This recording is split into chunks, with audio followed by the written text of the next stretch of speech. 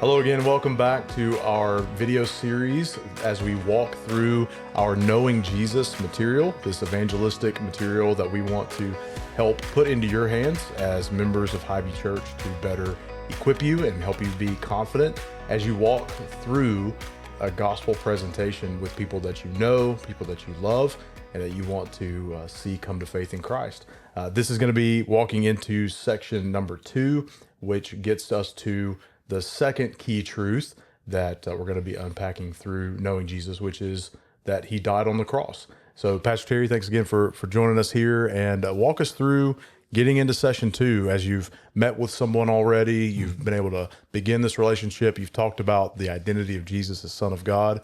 What are kind of the big pieces of moving into session 2 and helping them get to the cross? Well, the first thing we try to do is, of course, answer any questions they might have from their reading that week, or just any questions about, well, whatever. Now, sometimes you can kind of drift into the moral quarrels that characterize our age, but, but I mean, you don't want to invest a lot in that if you can avoid it, kind of thing, because it's not the big issue right now is resolving, whatever hot button topics in the news. But so sometimes that comes up. But anyway, nonetheless, you want to try and just answer the questions they have about the text and about Christianity per se, and then get into the next session, which is in this case the Jesus cross. Yeah. And so we begin every time with the stool illustration. Of course, the second leg of the stool, so to speak, is the thing that Christianity stands on is, of course, the Jesus cross. And, of course, session 2 is about Jesus' crucifixion and what's the significance of Jesus' death. And so we try to frame this around 3 big questions. Number 1, did Jesus deserve to be executed? That's big question number 1. And there was a religious court that kind of weighs in on that. Now, again, a couple of things we need to consider before we get too terribly far in. Number 1, we kind of left them hanging, so to speak, with the notion that there's something profoundly wrong with us. Yeah. We can't manage our own evil. We can't eradicate it. We try to cope with it, so to speak. But nonetheless, we can't rid ourselves of it or the guilt it incurs. Right. And especially before God, is the situation, and so that's there, and then at the same time, and of course, Jesus becoming one of us is a radical intervention, and if ignorance were the problem, that Jesus becoming one of us, coming to us in a package we can handle and hear and understand. God speaks to us in our own language, even, But then we wind up killing him. We slaughter him. Right. And so that shows you just how profoundly broken humankind is, and so and what's profoundly wrong with us. And so that's the problem. And then of course the crucifixion itself in the Roman world, it was the way they did away with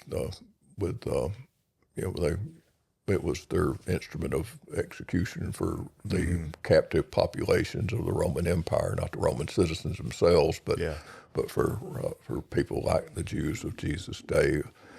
Crosses would be a common occurrence, and there's just no telling how many people died on Roman crosses. So why have we just singled out this one among all these others? There's actually 3 died that day, but only one we talk about really is the guy in the center, Jesus. So why is that the case? Right. What's the significance of that? So he winds up being crucified. And Luke deals with kind of how that unfolded, and so did he deserve to be executed? Is a big question. If he deserved it, he's not who we think he is. Right. Okay. All right. So Luke 22:66 says, when the day came, the assembly of the elders of the people gathered together, both the chief priests and scribes, and they led him away to their council, and they said, if you're the Christ, tell us. But he said to them, if I tell you, you will not believe, and if I ask you, you will not answer. For from now on the Son of Man will be seated at the right hand of power of God. And so they all said, are you the Son of God then? And he said to them, you say that I am. Then they said, what further testimony do we need? We've heard it from our own lips. And so Jesus, cites from the prophecy of Daniel here and alludes to it with this statement that he's going to be, they're going to see the Son of Man seated at the right hand of the power of God. Right. And so he says, that's who I am, basically. And they get it, and they are outraged. And so they want him put to death. So the Jewish court accused Jesus of blasphemy. And wanted him to be executed. Yeah. That's just the what the fill in the blank statement. So if there were any doubt that Jesus was indeed claiming to be God, Yes. to be the Son of God, you can see it in the reaction of the people. That's why they wanted him to be crucified, is because of his claim. Yeah, certainly that's the case for the religious establishment, and apparently with the mob that got involved. Right. So with the crowd. And so that leads us to a civil court verdict where he gets taken before the infamous Pontius Pilate. And in Luke 23:1, it says the whole company of them arose and brought him before Pilate, and they began to accuse him, saying, now notice this, though, but they changed the charge. All right, they're upset about him claiming to be the Son of Man seated at the right hand of God, already. And he says, we found this man misleading our nation and forbidding us to give tribute to Caesar, because that's what Pilate would be interested in. Right. Okay, he would be interested in the people's loyalty to Caesar and of course, tax revenue. That's the tribute that he's talking about there, saying that he himself is Christ, a king, and so they're putting him up as a rival king to Caesar, which is a very serious charge. Yeah. Of course, now Pilate looks at him and says, are you the king of the Jews? And so you got this battered and beaten man who's been arrested and abused by the authorities, the religious authorities. And he's standing there in peasant's clothes, basically, or common clothes. Right. He's hardly a regal figure. Yeah. And Pilate sees him and there's no threat whatsoever. And he says, I find no guilt in this man. And of course, this is a rather lengthy section that we could read, but basically the point of it is 3 times he says in here, and the second time he says, I do not find this man guilty of any of your charges against him. He says, there's no there's no case here, there's no crime, okay? And then, and of course, the third time he winds up, a third time he said to them, they want him crucified, the crowd shouting that and this kind of thing, and so he said, a third time he said to them, why, what evil has he done? I found no guilt. I found in him no guilt deserving death. I will therefore punish and release him. But they were urgent, demanding with loud cries that he should be crucified, and their voices prevailed. So Pilate decided that the demand should be granted. Now again, this is just a travesty. It's showing that Pilate caved.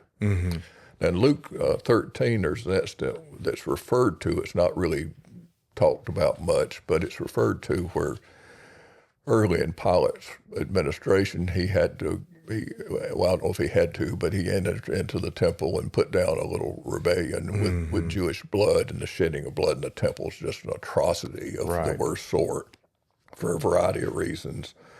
And so, apparently he was not spoiling for another ruckus. And so he just basically hands Jesus over to him. And so you have these kind of little conclusion statements in our fill in the blank section. Jewish authorities that accused Jesus were motivated by fear, envy, hate, and hatred for Jesus. Their accusations were obviously false. They manipulated the crowds to put pressure on Pilate to execute Jesus. Now, Pontius Pilate found Jesus innocent of all charges, but allowed him to be executed for political reasons, expediency. Right. Jesus was guilty of no crime. But that raises another issue, right? So he didn't die because he was a criminal, okay? Is it possible that God let this injustice incur because of some sin that Jesus had committed? Maybe there's some secret sin somewhere, like so many TV preachers or something like that, where they appear one way and turn out to be quite another, and that kind of thing. Was he that kind of guy?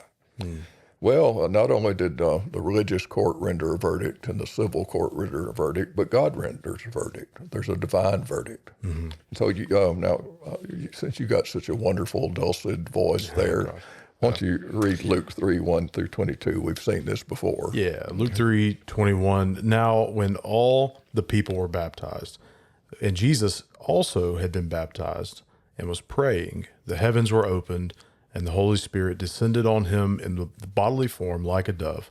And the voice came from heaven, "You are my beloved Son. With you I am well pleased." Yeah, and so here you have another instance where, God has, verbally and visibly rendered a verdict, and it's definitely in Jesus' favor. That's right. That's right. All right, and now Luke 9 has another instance. You want to go ahead with that one too? Sure. Now, about 8 days after these sayings, he took with him Peter and John and James and went up on the mountain to pray. And as he was praying, the appearance of his face was altered, and his clothing became dazzling white. And behold, 2 men were talking with him, Moses and Elijah, who appeared in glory and spoke of his departure, which he was about to accomplish at Jerusalem. Now Peter and those who were with him were heavy with sleep. But when they came fully awake, they saw his glory and the 2 men who stood with him. Well, that's just a loaded section there because, so when they're praying, as he's praying, his face is altered. He becomes dazzling white. In other words, this is one of the few times where Jesus kind of is revealed for what he is, and who he is, and then of course Moses and Elijah are there, present, all right, and and this is representative of the law and the prophets, so to speak, and they speak of his departure, which he's about to accomplish at Jerusalem, and so again, and of course, and this is where God says to him, he's well pleased. Yeah. Again, so you have once at the baptism, once here, once at the Mount of Transfiguration. The voice from heaven comes and says, "This is my beloved Son." Yes, that's right. And so evidently God was completely pleased with Jesus. He loved him and identified Jesus as his Son. Mm-hmm.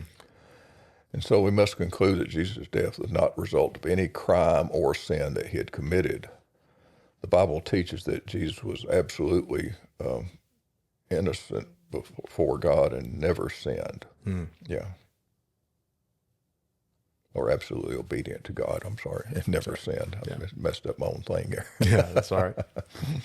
All right, so that leads us to the second big question. So the first big question is that, basically is did Jesus deserve to be executed? And we get and as the story unfolds, we get a definitive no. Right. Okay. Right. All right, so was he a victim of circumstances beyond his control? And of course, the answer to that is, Jesus anticipated his death as a divine necessity. It's what he came to do. Now, in Luke 9, 21 through 22, he strictly warned and commanded them that they tell this to no one, that he's the Christ, that is. The Son of Man must suffer many things and be rejected by the chief priests and scribes and be killed and be raised the 3rd day. And you see it again in verses 44 and 45 of chapter 9 as well. Let these words sink down into your ears. The Son of Man is about to be betrayed in the hands of sinful men, or hands of men. They're sinful that they are. But they did not understand this saying. It was hidden from them, and they did not perceive it. They just couldn't fathom that this would occur or why. And they have another very similar passage like that in Luke 18 and everything. And so Jesus sees his death as his greatest accomplishment. Now Luke 9, 30 through 31, and behold, 2 men talked with him who were Moses and Elijah, and getting back to the Mount Transfiguration, who appeared in glory and spoke of his decease, which he was about to accomplish at Jerusalem. Now that phrase "accomplish" really is striking because, like, most people don't perceive their death to be an accomplishment. Right. I'm an old man and I'm anticipating such things. And And so I don't, it's the only thing it's going to accomplish is my end, Yeah. And so, some people's deaths, they're heroic. Say, some guy pushes a kid out of the road and takes the hit to save the child or something like that. Right. From an oncoming car, that's heroic, and it saves the child. It's an accomplishment in that sense. He sacrificed himself, and we honor that for what it is, and those kind of things, whether military and otherwise. But Jesus views his death as going to accomplish something, Right. and so Jesus consequently was determined to die on the cross. Now, Luke 9:51 is an interesting passage because it says, "And now it came to pass that when the time had come for him to be received up, that is, by death, he steadfastly set his face to go to Jerusalem, the very place where the opposition is most hostile and he's under most threat." And then you have the prayer episode. Read Luke 22:39 through 42 there. And he came out and went, as was his custom, to the Mount of Olives. And the disciples followed him. And when he came to the place, he said to them, "Pray that you may not enter into temptation." And he withdrew from them about a stone's throw and knelt down and prayed, saying, "Father, if you are willing, remove this cup from me. Nevertheless, not my will, but yours be done." And so he's determined to do it. Now, here you see the humanity and divinity kind of at play, in the sense that he's nobody wants to be beat up and brutalized, nailed to a cross, to slowly suffer and die. There's a withdrawal there, but nonetheless, he says that not my will but yours be done, and he gets there, humanly speaking, by prayer. Right. And so he's determined, knowing the cost, and highlighting his obedience to the Father's will. Yes. Despite the punishment that's agony, coming, the severity of the experience, and even now I would add here. Now, where Pastor Tyler's reading along, and we would never ask a participant in this thing to read. Typically in one of our sessions, I do all the reading and everything, and so again, it's not about putting them on the spot or making them uncomfortable in any way. Again, they're free to ask questions as they may and everything, but again, I'm just sharing the spotlight with my main man here. Like you said, the point is to carry them along through, help them to see the narrative, but you're not, as you said, not putting them on the spot. You're making it very low pressure environment. You're very comfortable as we can be. That's good.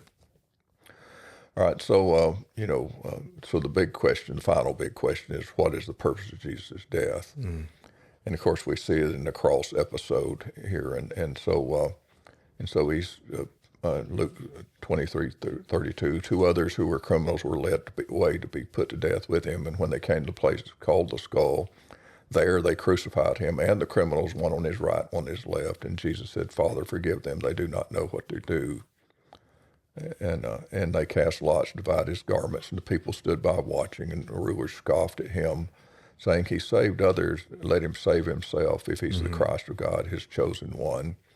The soldiers also mocked him, coming up with offering him sour wine and saying, "If you're the king of the Jews, save yourself." There's also an inscription over him saying, "This is the king of the Jews." And one of the criminals who were hanged railed against him, saying, "Are you not the Christ? Save yourself and us." But the other rebuked him, saying, Do you not fear God, since you're under the same sentence of condemnation? And we indeed justly, for we are receiving the due reward for our deeds. But this man's done nothing wrong. And so, I've always been amazed at God. He sees so much from so little, you know. And he said, "Jesus, remember me when you come into your kingdom." And he said to him, "Truly I'll say to you today, you'll be with me in paradise." And it was about the 6th hour, and there was darkness over the whole land until the 9th hour. And while the sun's light failed and the curtain of the temple was torn in two, then Jesus, calling out with a loud voice, said, "Into your hands I commit my spirit." And having said this, he breathed his last. And so there's, again, we think about what makes Jesus' cross stand out. And there's two things particularly we can focus on. Is number one is this supernatural darkness that occurs. Yeah. Then that indicates something extraordinary is going on. I mean, we're talking about high noon to 3 in the afternoon. We're talking about the middle of the day. And becomes like the middle of the night. Yeah. Yeah. And so it kind of like God frowns on the whole proceeding in a sense. In a sense, and that's just an extraordinary thing. And it's not an eclipse or anything. Like an eclipse is like a few minutes. Relatively speaking, not hours. Right. And of course, it's the new moon for the Sabbath, and there's just no way the planets will align for the Passover and all that. And so, I mean, align for it's just not not a physical natural occurrence. phenomenon. Yeah, it's just not explicatory. Yeah. And then, of course, then you have the tearing of the veil of the temple that points out what Jesus' death accomplished. Now, this is where you really kind of need a visual because, in the sacrificial system, you brought a sacrificial animal to the temple or say on their Day of Atonement, Yom Kippur in modern terms. Of course, they have no offering to make now because the temple's gone. Right. But nonetheless, when they did that great event, they would bring, a goat to the altar and slit its throat, drain its blood, cook it or burn it on the altar. Yeah. There's a basin there for the priests to cleanse themselves as they enter into the holy place, a little inner sanctum. And then, of course, you have the most holy place where the Ark of the Covenant was, historically speaking, and the place that was kind of the footstool of God. And God's manifest presence was there. And so the high priest would go once a year with an offering for sin. Yeah. And there's a veil that separated the holy place from all else. The most, there's probably only a handful of men, relatively speaking, that ever entered that inner sanctum. And of course, as Jesus dies on the cross, Mark makes a big deal of Jesus dying on the cross outside the city on a hill. And the veil of the temple at that very time is torn in two. Right. And what it's saying is essentially is that is that the way to God has now been opened by what's transpiring on Jesus' cross. Yeah. And that's the purpose of his death. And that's what he's accomplished by dying. Right. Is that he's provided an atonement that, a sacrifice that need not be repeated. And he basically brings a functional end to the temple apparatus, by exposing the holy place, so to speak, and by this dramatic supernatural act. Now, you mentioned that it's helpful to have a visual. One of the things you'll notice as you look into these booklets are that you have a bit of a diagram of the temple, or at least the inner kind of functional space of the temple complex, not the broader courts and things, but just so you can get a bit of context for what the veil separated. And it also speaks to, I think, being prepared for some of these, to describe some of this. I know you're able to do that, to wax eloquent because you're such a scholarly man, but also I think, it helps us to think through these things before we enter into these conversations, so that we can describe what these pictures represent. Well, for the Jews and the Romans of that day, they would know where the veil is and what its significance was. For us, we read that, it just kind of goes over our head a little bit because we're just not Jewish or Roman in first century sense of the term. And so, and the temple hadn't been in functioning since 70 AD, so we have no experience with this. And so, but this was a huge event, and it's very revealing just by in and of itself. Yeah. So Jesus' death is not just an execution, it's a sacrifice for sin. And Jesus did not die, as we've tried to demonstrate here through the trials. He did not die for his own sins. He died for our sins. Yeah. And you can give us a read of 1 Peter 3:18 there, can't you, brother? Sure. Yeah. So, for Christ also suffered once for sins, the righteous for the unrighteous, that he might bring us to God, being put to death in the flesh, but made alive in the spirit. Yeah. Yeah, and so the fact that the Son of God came and died exposes human nature for what it is. If our problem was ignorance of of God, then God becoming one of us and speaking to us in terms we could understand would solve the problem. Mm-hmm. The problem is that when God became one of us, we killed him. Mm. And this is the nature of our sin. Yeah. It reveals the dark heart that resides in all of us. Right. And the great mystery of life is this, that God took our ultimate act of rejection and turned it into the means by which he forgives and accepts us. By his obedience, Jesus earned all the credit we need. And by his sacrificial death, he paid the penalty that we deserve. Mm.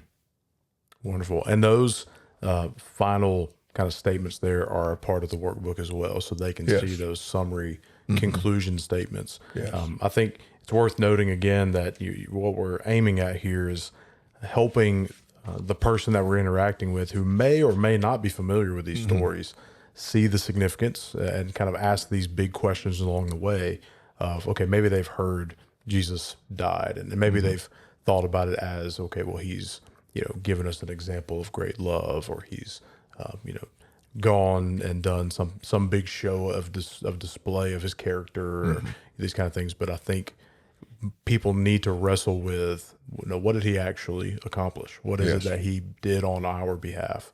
And so you're really, through walking through these stories, hopefully helping them get beyond what they assume or what they know.